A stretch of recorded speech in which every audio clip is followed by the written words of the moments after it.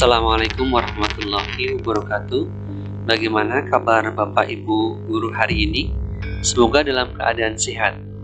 Pada kesempatan kali ini, kita akan belajar bersama terkait dengan aksi nyata topik Merdeka Belajar.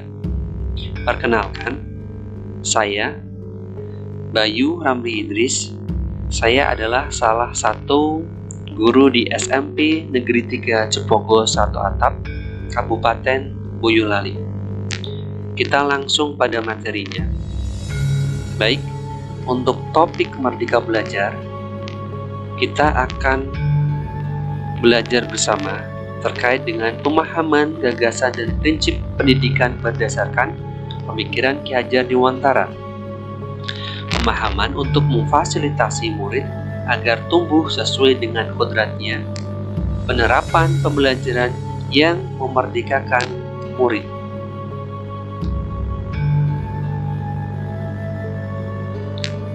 Ada 5 modul topik Merdeka Belajar.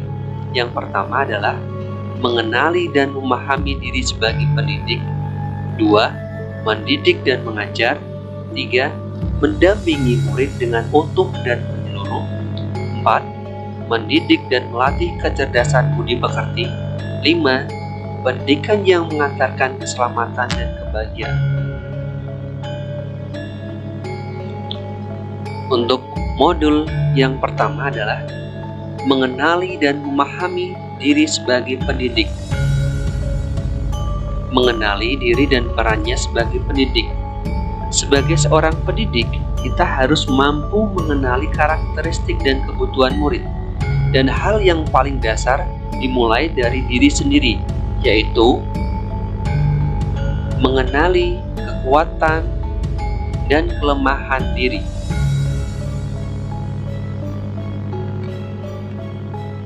Bagaimana peran kita sebagai pendidik?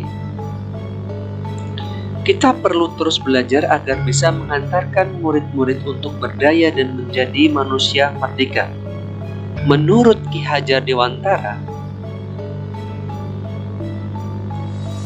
manusia merdeka adalah manusia yang bersandar pada kekuatan diri sendiri, baik lahir maupun batin. Pendidikan menuntut kekuatan kodrat yang ada pada peserta didik agar dapat mencapai keselamatan dan kebahagiaan.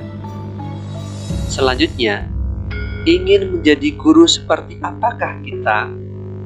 Baik, ketika kita memutuskan menjadi seorang guru, pertanyaan dalam benak kita, ingin menjadi guru seperti apa nantinya? Tentunya, menjadi guru yang merupakan profesi mulia. Harapan besar kita adalah kita bisa menularkan ilmu dan energi positif pada siswa. Dan bagaimana agar siswa termotivasi untuk belajar dan membekali dengan kemampuan terus belajar sepanjang hidup atau long life education. Kemudian kita masuk ke modul 2. Mendidik dan mengajar. Mendidik menyeluruh. Mendidik menyeluruh dapat diartikan bahwa pendidikan tidak sekedar memberikan pengetahuan, namun mendidik keterampilan berpikir dan mengembangkan kecerdasan batin peserta didik.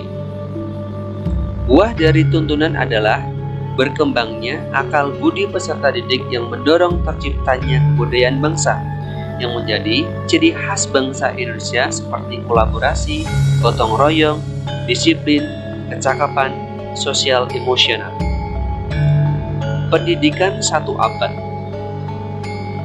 Ki Hajar Dewantara memperkenalkan sistem among seperti ing ngarsa seng tulodo, ing madya mangun karso, tut wuri handayani. Ing ngarsa sung tulodo dapat diartikan seorang guru harus berkomitmen menjadi seorang teladan atau contoh baik. Ing madya mangun karso yang artinya adalah guru haruslah membangkitkan dan menguatkan semangat belajar murid. Tutwuri handayani artinya adalah Guru haruslah memberikan dorongan dan menjadikan peserta didik tumbuh kembang secara maksimal. Kemudian, menjadi manusia secara utuh, yaitu dapat diartikan memandang murid sebagai manusia secara utuh dengan menentukan tujuan belajar, merencanakan pembelajaran sesuai dengan kebutuhan peserta didik baik lahir maupun batin. Kemudian kita lanjut ke modul 3. Mendampingi murid dengan utuh dan menyeluruh. Pendidikan bergerak secara dinamis, menyesuaikan keadaan bergerak yang begitu cepat. Peserta didik terlahir dengan kodrat alamnya masing-masing. Perubahan tidak bisa dihindari sehingga cara mendidik dan mengajar perlu disesuaikan dengan perkembangan zaman. Guru dapat merancang pembelajaran yang berkelanjutan, terbuka berdasarkan kebudayaan bangsa.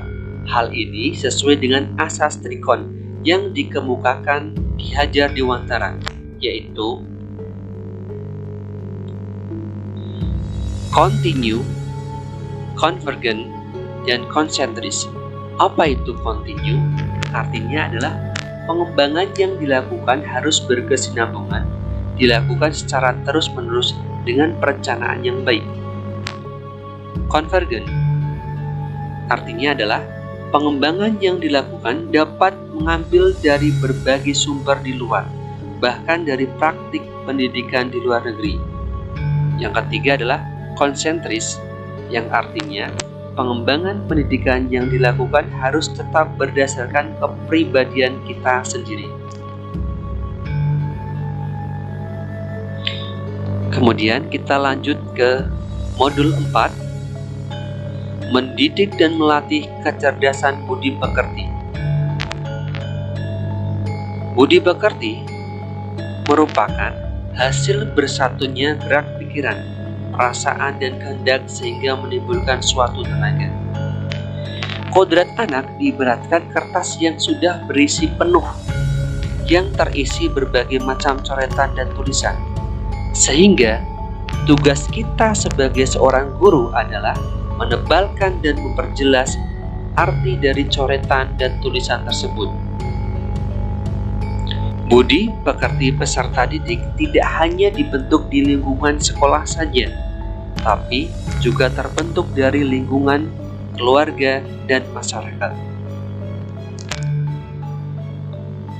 Modul kelima adalah pendidikan yang mengantarkan keselamatan dan kebahagiaan. Kita sebagai guru harus mampu membimbing dan memantau peserta didik untuk mencapai pemahaman yang bermakna.